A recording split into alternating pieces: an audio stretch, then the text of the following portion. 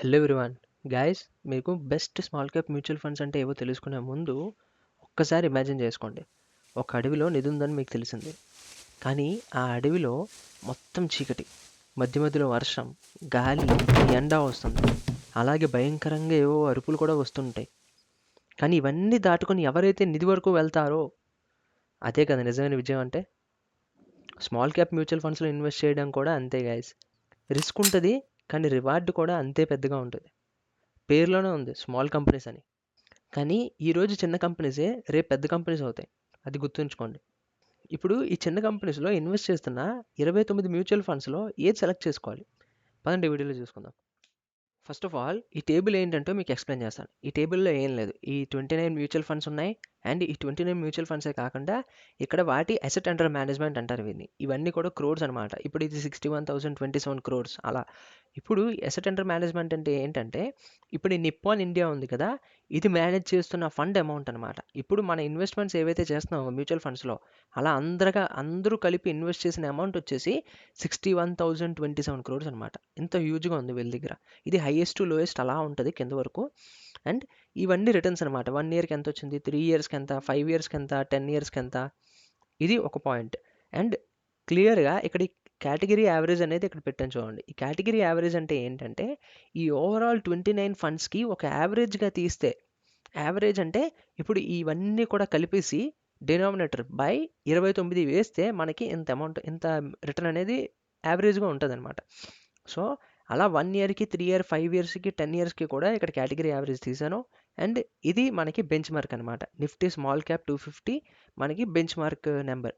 So ఇప్పుడు ఈ bench మార్క్తో మనం కంపేర్ చేసుకుంటే క్లియర్గా ఇవన్నీ కూడా మనకి ఏది బెస్ట్ పర్ఫార్మింగ్గా తెలుస్తుంది. అండ్ దీని పర్ఫార్మెన్స్ ఓన్లీ రిటర్న్స్ బేస్ మీదే తీయకూడదు. మనకి ఎప్పుడైనా సరే ఫస్ట్ దీని రిటర్న్స్ ఎలా ఉంది, రోలింగ్ రిటర్న్స్ చెక్ చేయాలి. అండ్ దీని రిస్క్ అనాలిసిస్ చెక్ చేయాలి. ఇవన్నీ కూడా ఉంటాయి అన్నమాట. ఫస్ట్ ఆఫ్ ఆల్ మనం ఫిల్టరైజేషన్ చేసుకుందాం. ఫస్ట్ ఫిల్టర్ ఏం చేద్దామంటే, ఏ కంపెనీ అయితే 3 ఇయర్స్ కన్నా తక్కువ ఉందో మనం దాన్ని తీసేద్దాం. ఇప్పుడు ఈ మహేంద్ర మాన్యులైఫ్ అనే కంపెనీ ఉంది. ఈ చూసారా ఈ స్మాల్ క్యాప్ ఫండ్. ఈ ఫండ్లో మనకి లాస్ట్ 3 ఇయర్స్ ముందు లేదు, 1 ఇయర్ క్రితమే ఉంది. అందుకని ఇక్కడ రిటర్న్స్ అనేవి 1 ఇయర్కే ఉన్నాయి, 3 ఇయర్స్, 5, 10 లేదు. సో ఇది 3 ఇయర్స్ ముందు లేదు. అలా ఏ ఫండ్ అయితే 3 ఇయర్స్ ముందు లేదో ఆ ఫండ్ని మనం రిమూవ్ చేయబోతున్నాం. అండ్ ఏ ఫండ్ అయితే 500 క్రోర్స్ కన్నా తక్కువ వాల్యూతో ఉందో ఆ ఫండ్ రిమూవ్ చేస్తాం. ఎందుకంటే 500 క్రోర్స్ అనేది ఒక బేసిక్ ఎంట్రీ. మనకి అది వాలటాలిటీ తక్కువ ఉంటుంది అనమాట. ఇన్ కేస్ అది కానీ ఎక్కువ మనకి ఇప్పుడు చూసారా, ఇక్కడ మనకి మంచిగా రిటర్న్స్ అనేవి చూసుకోవడానికి ఉంది. కానీ ఇక్కడ అనేది మనకి ఎక్కువ రిటర్న్స్ లేదు. అండ్ హౌఎవర్ ఇది లాస్ట్ 1-2 ఇయర్స్, 3 ఇయర్స్ ముందు ఇవన్నీ కూడా వచ్చినాయి.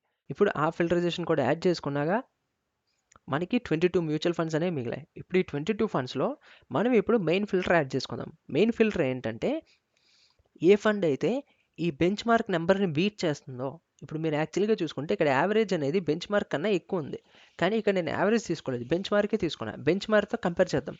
బెంచ్ మార్క్ కన్నా ఏ ఫండ్ అయితే ఎక్కువ పర్ఫామ్ చేస్తుందో, ఎక్కువ రిటర్న్స్ అనేది ఇచ్చిందో ఆ ఫండ్ని మనం సెలెక్ట్ చేసుకుందాం. ఇప్పుడు ఇక్కడ మీకు హైలైట్ చేసి చూపిస్తాను, క్లియర్గా చూడండి. సో గైస్, ఇప్పుడు మీకు ఈ ఫిల్టర్ కోసం క్లియర్గా ఎక్స్ప్లెయిన్ చేస్తాను చూడండి. నేను ఇక్కడ ఫండ్స్ని ఎలా సెలెక్ట్ చేశానంటే, ఏ ఫండ్ అయితే 3 ఇయర్ అండ్ 5 ఇయర్ రెండు కూడా మనకి బెంచ్ మార్క్ని బీట్ చేసిందో దాన్ని సెలెక్ట్ చేశాను. అలా బీట్ చేయగా వచ్చినవి ఈ 7 ఫండ్స్. మీకు క్లియర్గా స్క్రీన్ మీద హైలైట్ అయ్యానో చూసుకోవచ్చు. అలా ఇప్పుడు నేను ఇక్కడ క్లియర్గా చూడండి. హెచ్డిఎఫ్సి ఎందుకు సెలెక్ట్ చేయలేదు అంటే, ఇది 3 ఇయర్స్లో బీట్ చేసింది కానీ 5 ఇయర్స్లో బీట్ చేయలేదు. అండ్ ఇక్కడ చూడండి, కొటాక్ ఉంది. కొటాక్లో 3 ఇయర్స్ బీట్ చేయలేదు కానీ 5 ఇయర్స్ బీట్ చేసింది. సో ఇలాంటి ఈ టైప్లో నేను కన్సిడర్ చేయలేదు. నాకు 3 ఇయర్స్ అండ్ 5 ఇయర్స్ బెంచ్ మార్క్ని బీట్ చేసినవే కన్సిడర్ చేశాను. అండ్ ఇక్కడ మనకి బోనస్గా 10 ఇయర్స్కి ఉన్నాయి కాబట్టి 10 ఇయర్స్లో కూడా ఇది బీట్ చేసాయి. అండ్ మీకు ఇక్కడ ఇంకో ఫ్యాక్ట్ చూపించాలంటే, ఈ ఫండ్ ఏదైతే ఏయుఎం ఉందా, ఇప్పుడు asset under management highest to lowest అనమాట. ఇలా పైనుంచి ఎక్కువ ఫండ్ నుంచి తక్కువ వరకు అలా కింద వరకు వెళ్తుంటుంటుంది. అలా చూసుకుంటే హైయెస్ట్ ఫండ్ ప్రతిదీ కూడా మనకి లాస్ట్ 10 ఇయర్స్లో మంచిగా రిటర్న్స్ అనేవి జనరేట్ చేసాయి. మీరు క్లియర్గా చూసుకోవచ్చు. సో ఇప్పుడు మనకు ఓవరాల్గా వచ్చినవి 7 ఫండ్స్. ఈ 7 ఫండ్స్ని మనం ఇప్పుడు క్లియర్గా రిస్క్ అనాలిసిస్ చేసుకుందాం.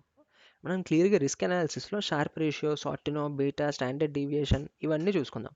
ఇవన్నీ ఏంటంటే మనకి బేసికలీ ఎంతవరకు రిస్క్ బేర్ అవుతుంది ఆ ఫండ్ అనేది, అండ్ ఎంత వాలటాలిటీ అవుతుంది, ఎంత డీవియేట్ అవుతుంది పైకి కిందకి వాటి యావరేజ్తో పోలిస్తే, అన్నీ వీటి ద్వారా తెలుస్తుంది అనమాట.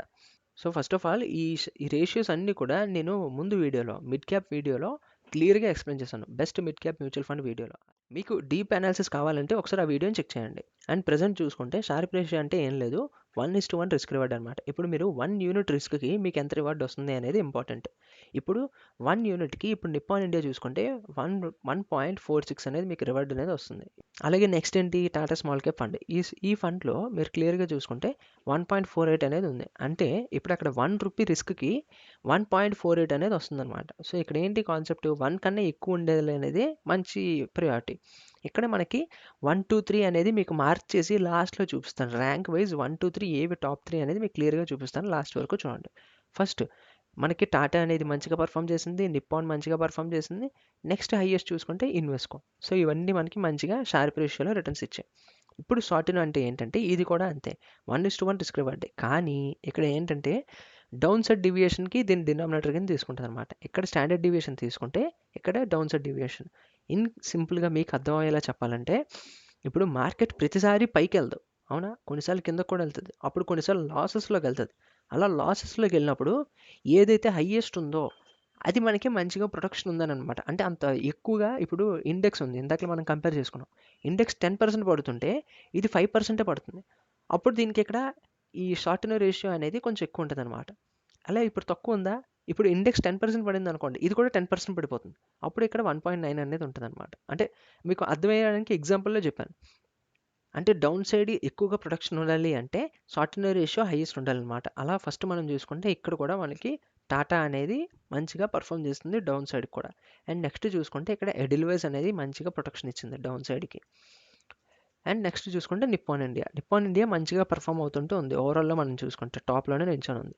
అండ్ నెక్స్ట్ బీటా మెట్రిక్ ఎందుకు చూస్తారు అంటే, బీటా అంటే ఇప్పుడు వాలటిలిటీ అవుతుంటుంటుందా ఓవరాల్ మార్కెట్ అనేది. ఇప్పుడు ఫర్ సపోజ్ ఆ మిడ్ క్యాప్ ఫండ్ ఉంది, మనకి బెంచ్ మార్క్, అది వాలటైల్ అవుతుంటూ ఉంటుంది, పైకి కిందకి వెళ్తుంటూ ఉంటుంది. అలాగే ఇప్పుడు ఈ ఫండ్ కూడా వాలటైల్ అవుతుంటూ ఉంటుంది, బై డిఫాల్ట్ ఇన్వెస్ట్మెంట్ అవుతుంటూ ఉంటుంది కాబట్టి. అలా ఇప్పుడు ఈ 0.8 ఈ మెట్రిక్స్ అన్నీ ఏం చెప్తాయంటే, ఇది 1కి దగ్గరలో ఉందనుకోండి, ఎగ్జాక్ట్గా ఆ బెంచ్ మార్క్ ఎలా మూవ్ అవుతుందో ఇది కూడా అలాగే పైకి కిందకి మూవ్ అవుతుంటుంది. ఇప్పుడు ఇది 0.8 కదా, అంటే తక్కువ ఉంది 1 కన్నా. అంటే ఇప్పుడు అక్కడ మార్కెట్ అనేది 1% మూవ్ అవుతుంటే ఇది 0.8% మూవ్ అవుతుంది. సో మీకు ఇక్కడ కాన్సెప్ట్ అర్థమైందా? ఎగ్జాంపుల్గా క్లియర్గా ఎక్స్ప్లెయిన్ చేస్తాను. ఇప్పుడు అక్కడ 1% మూవ్ అవుతుంది అనుకోండి ఇండెక్స్, అంటే దీని బెంచ్ మార్క్, ఇది 0.93%, అంటే ఆల్మోస్ట్ దాని వాలిటాలిటీలో మూవ్ అవుతుంది. సో ఇక్కడ ఏది తక్కువగా ఉంటే బీటా మెట్రిక్ అనేది అది మనకి మంచి పర్ఫార్మింగ్ అనమాట. అంటే మంచి సేఫ్గా స్లో అండ్ స్టడీగా పైకి వెళ్తుంటూ ఉందని. ఇప్పుడు మీకు ఇక్కడ క్లియర్గా అర్థమైంది కదా, ఈ రెండు ఎక్కువ ఉండాలి, బీటా మెట్రిక్ అనేది తక్కువ ఉండాలి. అండ్ నెక్స్ట్ వన్ చూసుకుంటే స్టాండర్డ్ డీవియేషన్ అనమాట. స్టాండర్డ్ డీవియేషన్ అంటే ఏంటంటే ఇది ఫ్లక్చువేట్ ఎంత అవుతుంది అనేది చూపిస్తుంది అనమాట. ఇప్పుడు ఇక్కడ బీటా ఏంటి మనకి క్లియర్గా ఏంటి, బెంచ్ మార్క్తో కంపేర్ అవుతుంది, అవునా. ఇక్కడ స్టాండర్డ్ డీవియేషన్ అంటే ఏం లేదు, ఈ దాని యావరేజ్తోనే అది కంపేర్ అవుతుంటూ ఉంటుంది అనమాట. ఇప్పుడు ఈ ఫండ్ ఉంది, ఈ ఫండ్ దానికి ఓవరాల్ లాస్ట్ 10 ఇయర్స్లో ఎంతైతే యావరేజ్ వచ్చిందో ఆ యావరేజ్ నుంచి ఎంత దూరం ఉన్నదో ఈ స్టాండర్డ్ డీవియేషన్ చెప్తుంది అనమాట. సో సింపుల్గా అర్థం అవ్వాలంటే దాని యావరేజ్ రిటర్న్ నుంచి ఎంత దూరం కిందకి పైకి మూవ్ అవుతుంటూ ఉందో ఆ మెట్రిక్ ఈ స్టాండర్డ్ డీవియేషన్. సో దీన్ని బట్టి మనకి ఈ 4 మెట్రిక్స్ చాలా ఇంపార్టెంట్ మనకి ఫండ్ మూవ్మెంట్ కోసం తెలుసుకోవాలంటే. అండ్ నెక్స్ట్ చూసుకుంటే ఎక్స్పెన్స్ రేషియో ఎందుకు బెటర్ అంటే, బేసికల్లీ ఎక్స్పెన్స్ రేషియో మీద మనం ఎప్పుడు ఇన్వెస్ట్మెంట్ అనేది చేయము. ఎందుకంటే కొన్నిసార్లు ఎక్స్పెన్స్ రేషియో హై ఉన్న రిటర్న్స్ కూడా హైగానే ఉంటాయి. సో ఇది మనకి కాన్సెప్ట్. ఇక్కడ ఓవరాల్గా మనకి ఇవి మెట్రిక్స్, కానీ మెయిన్ ఇంపార్టెంట్ వన్ వచ్చేసి రోలింగ్ రిటర్న్. రోలింగ్ రిటర్న్స్ ఎందుకు అంత ఇంపార్టెంట్ అంటే, ప్రీవియస్గా మనం ఇక్కడ చూసుకుంటే సిఏజిఆర్స్ అనేవి ఉన్నాయి. ఇవేంటి, ఇప్పుడు ఇక్కడ యావరేజ్ తీసి ఇచ్చేస్తుంది. ఒక యావరేజ్ 3 ఇయర్స్కి ఎంత వచ్చింది, యావరేజ్ 5 ఇయర్స్కి ఎంత వచ్చింది, యావరేజ్ 10 ఇయర్స్కి ఎంత వచ్చింది. అదే మనకి అక్యురేట్గా కావాలి, లాస్ట్ 3 ఇయర్స్కి ఎంత పెరిగింది బెంచ్ మార్క్తో పోలిస్తే, ఇప్పుడు నాకు డిసెంబర్ టు 3 సంవత్సరాల క్రితం డిసెంబర్ ఎంత రిటర్న్స్ వచ్చాయి నాకు తెలియాలి, అంటే రోలింగ్ రిటర్న్స్ వల్ల తెలుస్తుంది అనమాట. అలాగే ఇప్పుడు మనం ఫర్ సపోజ్ జూలై వరకు వెళ్ళిపోయాం అనుకోండి, ఇప్పుడు జూలై 2024 నుంచి 3 ఇయర్స్ వెనక్కి వెళ్ళిపోతే మనకి ఎప్పుడు వస్తుంది, జూలై 2021 వస్తుంది. ఇప్పుడు అలా జూలై 2021 నుంచి జూలై 2024 వరకు మనకి రిటర్న్స్ ఎలా తెలుస్తుంది, ఈ రోలింగ్ రిటర్న్ వల్ల తెలుస్తుంది అనమాట. సో ఇక్కడ మన కాన్సెప్ట్ ఏంటి, క్లియర్గా రోలింగ్ రిటర్న్స్ చూడటం వల్ల లాస్ట్ 3 ఇయర్స్ మనం ఎంత పీరియడ్ సెలెక్ట్ చేసుకుంటే అంత పీరియడ్, ఆ పీరియడ్లో మనకి రిటర్న్స్ అనేవి చూపిస్తుంది.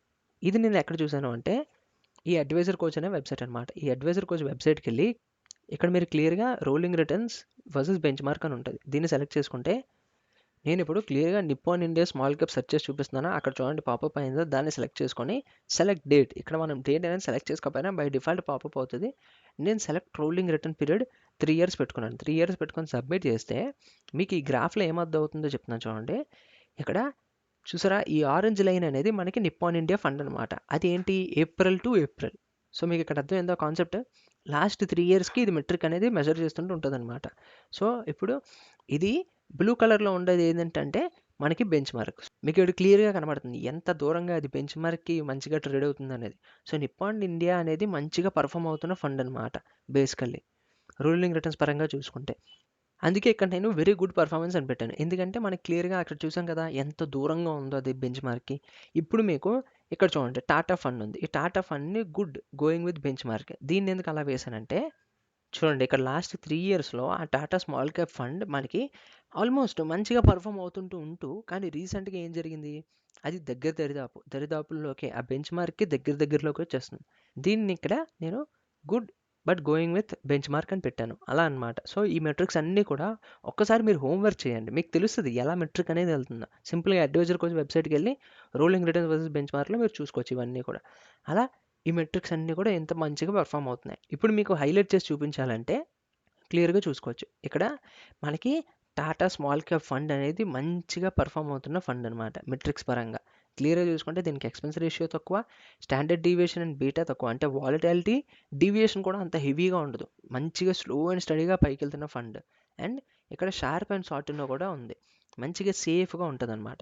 సో ఇప్పుడు మనం ఫండ్ అనేది వీటిని చూసి సెలెక్ట్ చేసుకోవాలంటే మీరు బేసికల్లీ మనం స్మాల్ క్యాప్ ఫండ్ దేనికొస్తాం? కొంచెం రిస్క్ ఫ్యాక్టర్‌ని తీసుకోవడానికి. సేఫ్ సైడ్ ఎళ్ళాలి అంటే మనం బేసికల్లీ ఫ్లెక్సీ క్యాపో, లార్జ్ క్యాప్‌కో వెళ్తాం. అలాంటిది ఇక్కడ సేఫ్ సైడ్ ఎళ్తే దీనికెందుకు రావడం? అండ్ ఇక్కడ క్లియర్‌గా చూసుకుంటే టాటా ఫండ్‌లో నేను గమనించిన ఒక మైనస్ ఏంటంటే ఈ రోలింగ్ రిటర్న్స్. రోలింగ్ రిటర్న్స్ అంత అక్యురేట్‌గా అంత తోపులా లేవు. అదే నిప్పాన్‌కి చూసుకుంటే నిప్పాన్‌లో చూసారా మీకు మనం ఇందాకల చూపించినట్టు ఎంత మంచిగా ఫండ్ అనేది పెర్ఫార్మ్ అవుతుందో. దాని బెంచ్ మార్క్ నుంచి చాలా దూరంలో ఉండి పైన ట్రేడింగ్ అనేది అవుతుంది. ఎవ్రీ మంత్ లాస్ట్ 3 ఇయర్స్‌లో కంపేర్ చేసుకుంటే. సో ఇక్కడ ఇన్వెస్ట్మెంట్‌కి నిప్పాన్‌ని కన్సిడర్ చేసుకోవచ్చు. అండ్ ఎవరైతే రిస్క్ కోసం ఎక్కువ రిస్క్ తీసుకోగలను 100% అంటే ఇక్కడ క్లియర్‌గా చూడండి ఎంత వాలటాలిటీ ఉందో క్వాంట్. ఇది ఆల్మోస్ట్ బెంచ్ మార్క్‌కి చాలా దూరంలో ఉండేది. కానీ బెంచ్ మార్క్‌కి రీచింగ్‌లో ఉంది దగ్గరలో. అలాగే బీటా అండ్ స్టాండర్డ్ డీవియేషన్ కూడా చాలా హైగా ఉన్నాయి ఓవరాల్‌తో చూసుకుంటే. సో క్వాంట్ అనేది కొంచెం ఫ్లక్చుయేట్ హెవీగా ఉండే ఫండ్. లైక్ 17-20% పైకెళ్ళినా మైనస్ అయినా మళ్ళీ ప్లస్ కూడా అలాగే అయ్యే ఛాన్స్ ఉంటది. సో ఫ్లక్చుయేట్ ఎక్కువ అవుతదనమాట. ఎవరైతే ఫ్లక్చుయేషన్ ఎక్కువ తీసుకుంటామో, ఎక్కువ రిస్క్ బేర్ చేయగలను అనుకునే వాళ్ళకి ఈ ఫండ్ సూట్ అవుతది. మనం ఆల్రెడీ ఫస్టే మాట్లాడుకున్నాం. ఎక్కువ రిటర్న్స్ బేర్ చేసిన వాళ్ళు ఎక్కువ రివార్డ్‌ని ఎక్స్‌పెక్ట్ చేయొచ్చని. అలాగే ఈ ఫండ్ అనమాట. సో ఓవరాల్‌గా చూసుకుంటే నిప్పాన్, క్వాంట్ అండ్ టాటా అనేవి మంచిగా పెర్ఫార్మ్ అవుతున్న ఫండ్స్. అండ్ ఇన్వెస్ట్‌కో, ఎడిల్‌వైస్ వీటిల్ని కూడా కన్సిడర్ చేసుకోవచ్చు. సో ఇదనమాట నాకు ఓవరాల్‌గా కనిపిస్తున్న 29 ఫండ్స్‌లో best top 5 small cap funds. And guys ఒక్క విషయం గుర్తుంచుకోండి. ఈ వీడియో కేవలం ఎడ్యుకేషనల్ పర్పస్‌కి మాత్రమే. నేను ఎటువంటి బయింగ్ అండ్ సెల్లింగ్ రికమెండేషన్స్ ఇవ్వట్లేదు. మీ ఫైనాన్షియల్ అడ్వైజర్‌ని కన్సల్ట్ అయ్యి ఇన్వెస్ట్‌మెంట్ అనేది చేసుకోండి. అండ్ ఇన్వెస్ట్ చేసే ముందు ఒకసారి రీసెర్చ్ అండ్ అనాలిసిస్ చేసి అప్పుడు ఇన్వెస్ట్ చేయడం అనేది బెస్ట్ ఆప్షన్. అండ్ ఎప్పుడైనా సరే ఇప్పుడు ఈ మెట్రిక్స్ అన్నీ నెక్స్ట్ ఇయర్ కూడా సేమ్ ఉంటాయి. సేమ్‌గా పెరుగుతాయని ఎప్పుడు ఎక్స్‌పెక్ట్ చేయకండి. ఎప్పుడైనా మెట్రిక్స్ అన్నీ కూడా ఆ ఫండ్ మేనేజర్ ఎవరైతే మేనేజ్ చేస్తున్నారో ఆ అమౌంట్‌ని వాళ్ళ ఒపీనియన్ బట్టి కూడా ఫండ్ అనేది పెర్ఫార్మ్ అవుతుంటూ ఉంటదనమాట. ఇప్పుడు ఇక్కడ స్మాల్ క్యాప్ బట్టి మనకేం తెలిసిందంటే ఈ ఫండ్ మేనేజర్స్ రిస్క్ ఎక్కువ తీసుకుంటున్నారు అనే కాన్సెప్ట్ మనకు అర్థమైంది. సో ఇక్కడ మనకి ఆళ్ళ మైండ్ సెట్ అర్థమవుతదే తప్ప వాళ్ళ నెక్స్ట్ మూవ్ మనం ఎప్పుడు కూడా గెస్ చేయలేం. సో అవి కూడా ఒకసారి ఆలోచించి ఇన్వెస్ట్‌మెంట్‌కి దిగండి. అండ్ గైస్ మీకు స్మాల్ క్యాప్ ఫండ్స్ అనేవి మీకు తెలుసు. రిస్క్ అనేది ఎక్కువ ఉంటది. అది మీకు రిస్క్ ఎక్కువ తీసుకోబుద్ధి ఎయట్లేదంటే మీకోసమే మిడ్ క్యాప్ ఫండ్స్ ఉన్నాయి. లెఫ్ట్ సైడ్ ఆల్రెడీ ఆ వీడియో పాపప్ అవుతుంది. Best top mid cap funds అనేవి ఆ వీడియోలో సిమిలర్ కైండ్ ఆఫ్ అనాలిసిస్‌తోనే చేసి ఉంచాను. ఆ వీడియోని ఒకసారి చెక్‌ఔట్ చేయండి. వద్దు నేను ఇంకా సేఫ్ సైడ్ ఎళ్తాను అంటే లార్జ్ క్యాప్ కన్నా ఇంకా మంచిగా పెర్ఫార్మ్ అవుతున్న ఫ్లెక్సీ క్యాప్ ఫండ్స్ ఉంటాయి. అంటే large plus mid cap plus small cap 3 involve అయ్యి ఉంటాయి. ఆ video already right side popup అవుతుంది. ఆ వీడియోని చెక్ చేయండి. కొంచెం సేఫ్ సైడ్ ఉంటాయి. ప్లస్ రిటర్న్స్ కూడా ఎక్కువ ఇస్తాయి. So I hope you like this video. వీడియోని లైక్ అండ్ షేర్ చేయండి గైస్ మర్చిపోకండి. See you in the next video. Bye.